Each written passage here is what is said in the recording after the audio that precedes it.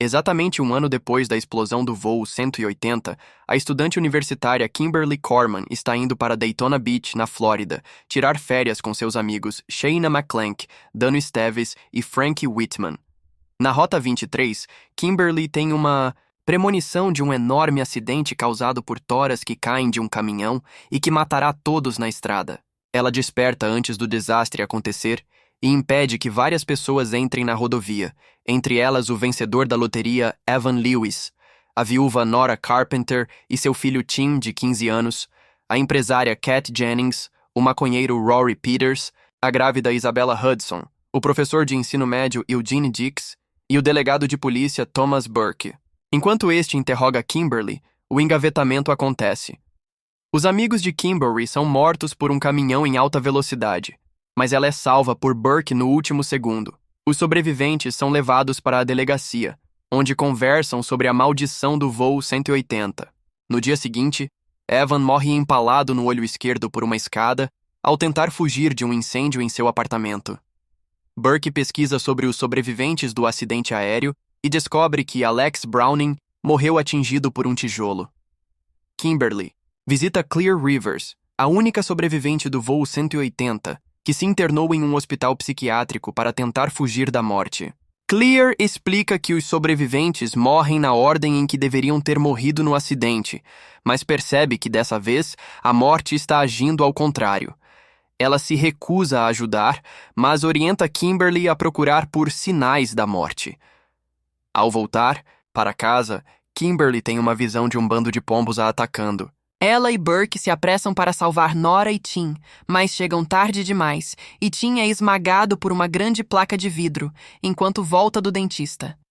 Clear decide ajudar e apresenta Kimberly e Burke ao agente funerário William Bloodworth, que lhes diz que apenas uma nova vida pode derrotar a morte. Eles acreditam que se Isabella tiver seu bebê, o plano da morte será arruinado e todos estarão seguros. Acusada de dirigir uma van roubada, Isabella é mantida sob custódia, enquanto os outros sobreviventes se reúnem por segurança.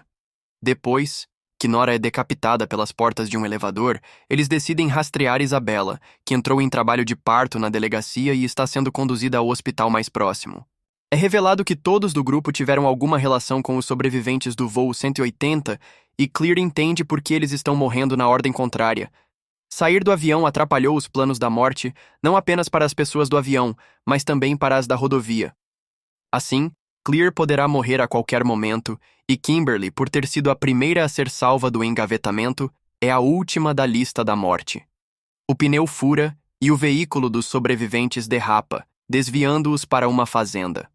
Tubos de PVC atravessam a parte de trás do carro, perfuram o assento de Kat e ferem Eugene, que é levado às pressas para o hospital.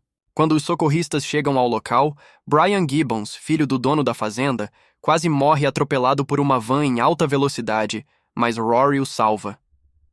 Kat morre quando o impacto de uma britadeira no carro acidentalmente ativa o airbag, empurrando a cabeça dela contra o cano. Um cigarro cai de sua mão e entra em contato com gasolina, causando uma explosão que impulsiona uma cerca de arame farpado contra Rory, mutilando seu corpo em vários pedaços. Kimberly, Clear e Burke correm para o hospital. Kimberly tem uma visão da doutora, Ellen Kalarjian supostamente estrangulando Isabella. Burke imobiliza Kalarjian e eles testemunham Isabella dar à luz e acreditam que enganaram a morte. Porém, Kimberly tem outra visão de alguém com as mãos ensanguentadas em uma van submergindo, e descobre que Isabella não morreria no engavetamento, ou seja, ela ter ou não o bebê não afetou em nada o plano da morte. Clear procura por Eugene, mas acidentalmente faz com que o quarto dele exploda por combustão de oxigênio. Os dois morrem. Kimberly percebe que a pessoa em sua visão era ela mesma e que uma nova vida significa ser ressuscitado por alguém. Kimberly rouba uma ambulância e se joga em um lago para se afogar. Burke a resgata, Kalarjian a ressuscita e o plano aparentemente funciona. Algum tempo depois, Burke e Kimberly almoçam com a família que os ajudou na fazenda. Brian vai olhar.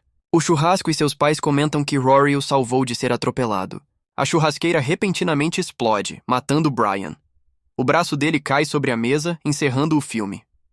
Após o sucesso financeiro do primeiro filme, a New Line Cinema entrou em contato com Redick para tratar dos planos para uma continuação.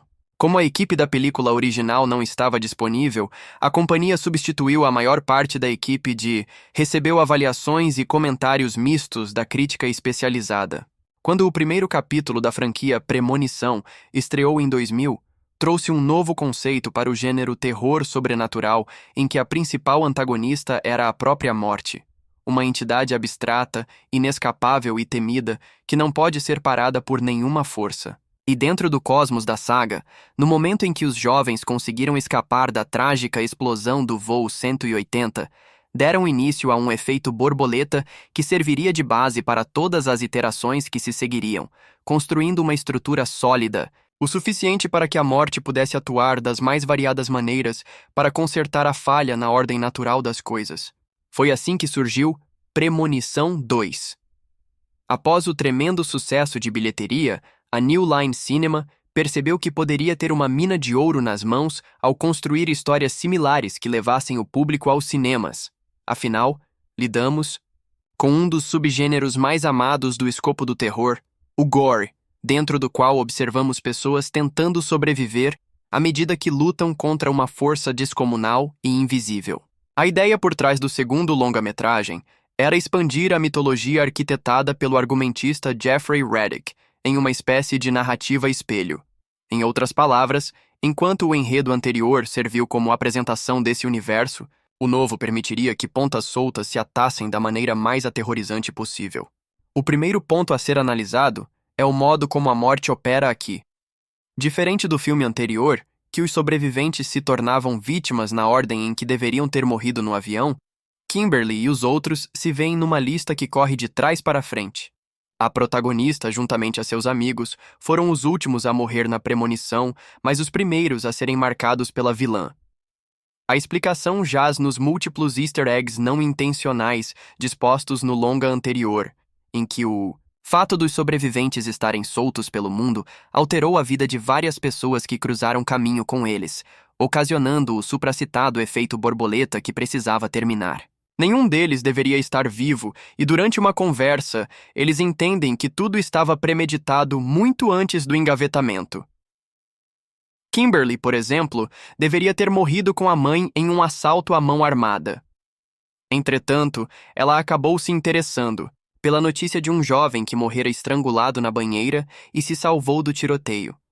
Estava a caminho de uma pousada na Pensilvânia quando o ônibus de viagem atropelou uma garota e ela não conseguiu chegar. Porém, a pousada foi alvo de um vazamento de gás que matou todos os hóspedes durante a noite. Rory havia viajado para Paris e tinha ingressos para um teatro que foi palco de um desabamento mortal, mas não chegou a tempo depois de presenciar um rapaz que foi empalado por um outdoor. Os exemplos mencionados acima são algumas das coincidências que tiveram início depois da explosão do voo 180 e que perduraram até o acidente na estrada, reunindo pessoas que já deveriam ter morrido há muito tempo. E considerando que o organismo operante na balança entre vida e morte estava comprometido, era questão de tempo até que as coisas se rearranjassem e o cosmos pudesse voltar ao normal. Premonição 2 serve como uma sequência perfeita para uma subestimada saga de horror.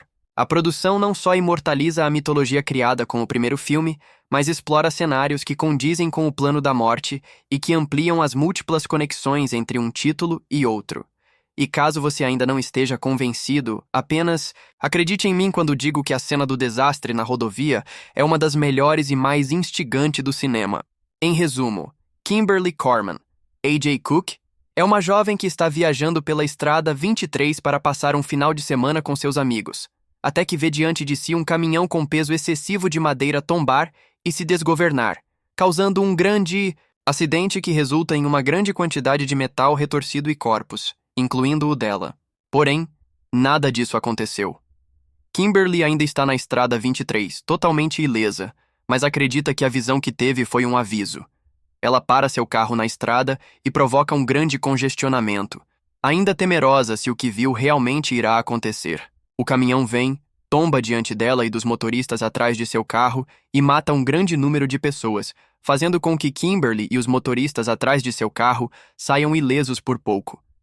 Com uma forte sensação de que tudo não acabou, naquele acidente e que a morte está atrás dela, Kimberly decide procurar por Clear Rivers, Ali Larter, única sobrevivente do voo 180, que está agora internada, por vontade própria, em um hospital psiquiátrico. Clear acredita que está segura no hospital e não terá o mesmo destino que seus amigos, que morreram um a um, mas a chegada de Kimberly irá modificar esta falsa sensação de segurança. Inscreva-se no canal, curta e comente o vídeo. Muito obrigado!